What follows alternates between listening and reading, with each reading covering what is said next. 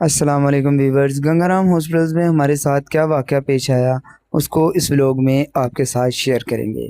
तो welcome back मामा भांजा new vlog. मैं और मेरी बेटी जा रहे हैं गंगाराम हॉस्पिटल्स में अपनी बेटी का चेकअप करवाने के लिए। उसके कान पर जो है ना वो थोड़ी सी दर्द हो रही थी, तो वो चेकअप करवाने के लिए गंगाराम हॉस्पिटल की तरफ जा रहे हैं। तो इस रास्ते में चलते-चलते आप लोगों के साथ जो है वो बहुत सारे स्टूडेंट्स और दोस्त जो है वो पूछ रहे थे कि बेसिकली मैं एक टीचर हूँ, तो वो ये पूछ रहे थे कि आपने जो है वो टीचिंग को छोड़कर ये व्लॉगिंग क्यों शुरू कर दी है।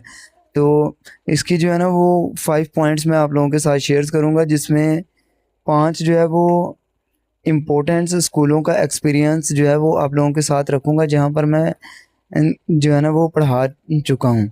तो फर्स्ट ऑफ़ ऑल जो है ना वो मैं सिटी स्कूल जो है उसका एक्सपीरियंस आप लोगों के साथ बयान करूँगा। उसके बाद सिटी स्कूल के बाद दूसरा जो एक्सपीरियंस है वो आपके साथ मैं गवर्नमेंट पोस्ट ग्रेजुएट कॉलेज उसका एक्सपीरियंस बयान करूँगा, जहाँ पर मैं एज़ ए सीटीआई जॉब कर चुका हूँ। और थर्ड नंबर पर जो है वो मैं इस्लामाबाद के एक स्कूल जो है एम्स स्कूल है, तो उसका जो है एक्सपीरियंस आपके साथ जो है वो शेयर करूँगा। फोर्थ नंबर पर अमेरिकन लाइफ स्टाफ का एक्सपीरियंस, और फिफ्थ नंबर पर जो है वो मैं बीकन हॉल जो है इंस्टीट्यूट्स इवनिंग कोचिंग जो है उसका आपके साथ जो है वो वहाँ पर मेरे साथ क्या मामला पेश आए, तो ये सब कुछ आप लोगों के साथ जो है वो मैं इस वीडियो में इस व्लॉग में आपके साथ शेयर करने लगा हूँ। क्यों मैंने टीचिंग छोड़ दी, तो क्यों व्लॉगिंग शुरू की, तो इन सब के ज़िम्मेदार जो है एक कायद-ए-आज़म यूनिवर्सिटी से पढ़ा हुआ और मैथमेटिक्स की अच्छी महारत, सारे सब्जेक्ट्स की महारत रखने वाला शख्स जो है व्लॉगिंग पर क्यों आ गया है, इसकी वजह आप लोगों के साथ जो है वो शेयर करने लगा हूँ। तो फर्स्ट जो है वो सिटी स्कूल की आपको मैं बात बताता हूँ। सिटी स्कूल मैंने 2017 में जॉइन किया था। तो जब मैं खुद बीएससी में पढ़ता था, तो उस वक़्त मैंने वहाँ पर टीचिंग शुरू की। तो वहाँ पर जो है वो 7,800 रुपया जो है वो मेरी पे थी। 7,800 रुपया मेरी पे थी 2 घंटे काम करने की। अब 2 घंटों में जो है वो कितने लेक्चर्स करवाते हैं, कितने नहीं, ये उन पर डिपेंड था। तब जो है वो टाइमिंग के हिसाब से 7,800 रुपया पे थी मेरी।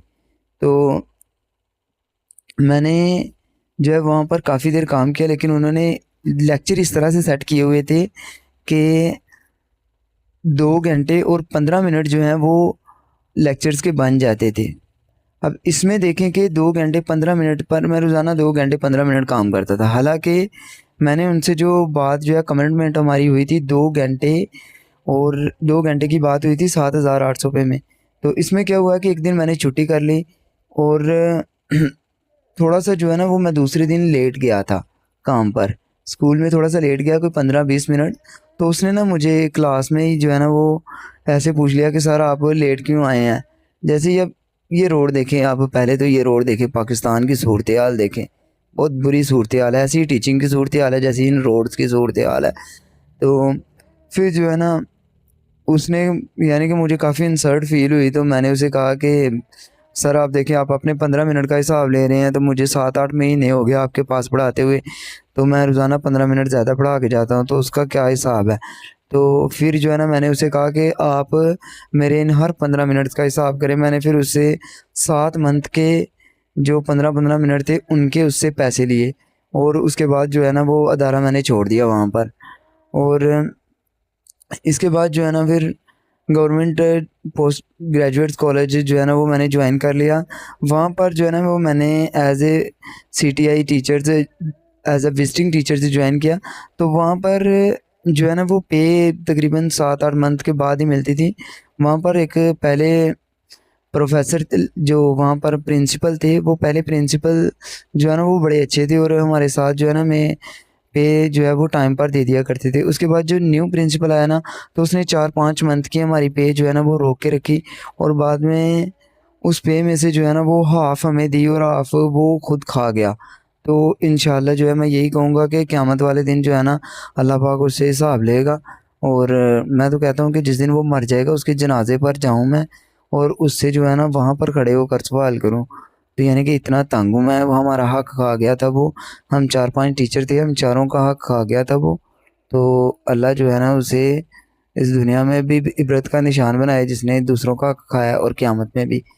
तो इसके बाद जो है ना वो फिर मैं इस्लामाबाद भी चला गया।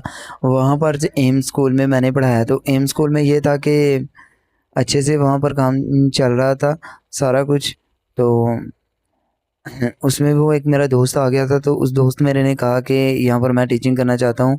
तो अनफॉर्चुनेटली वहाँ पर वो मैंने जो है ना वो अच्छे से उसे कहा कि चले आप टीचिंग कर लें, क्योंकि वो हमारे साथ रूममेट था। तो मोस्टली जो है ना वो थोड़ा सा उसने पहली मर्तबा टीचिंग करनी थी, तो एक्सपीरियंस काम था, तो इसलिए मैंने उसे अपनी जगह पर लगवा दिया और ख़ुद जो है ना वो स्किप कर दिया। तो इसके बाद जो है ना वो मैं आपके साथ अमेरिकन लाइफ स्टाफ का चैलेंज थोड़ा सा स्किप करके टीचिंग के फील्ड में काफ़ी इधर उधर घूमे हैं, धक्के खाए हैं, लेकिन इसके बावजूद भी जो है ना वो अमेरिकन लाइफ स्टाफ का एक्सपीरियंस आपके साथ शेयर करता हूँ। मैंने लाहौर में अमेरिकन लाइफ स्टाफ ज्वाइन किया, तो यहाँ पर देखें क्या हुआ है। यहाँ पर ईद की छुट्टियाँ आ गई, तो ईद की छुट्टियों पर हमें 5 छुट्टियाँ, अब यहाँ 4 छुट्टियाँ हैं।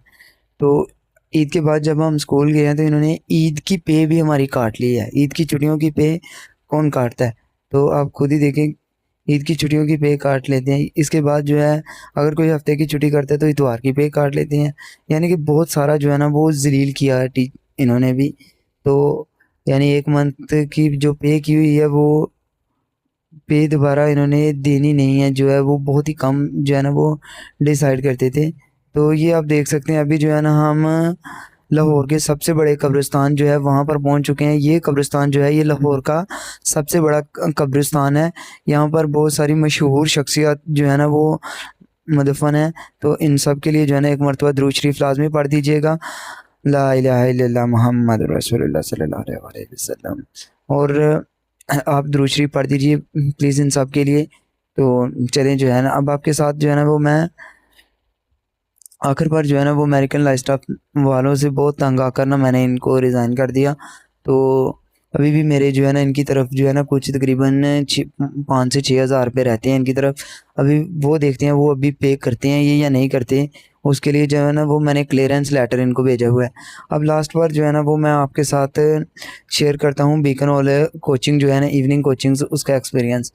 तो बीकन हॉल जो कोचिंग्स है वहाँ पर हमारे साथ क्या बर्ताव किया गया, वहाँ पर जो है किस तरह से सलूक किया गया।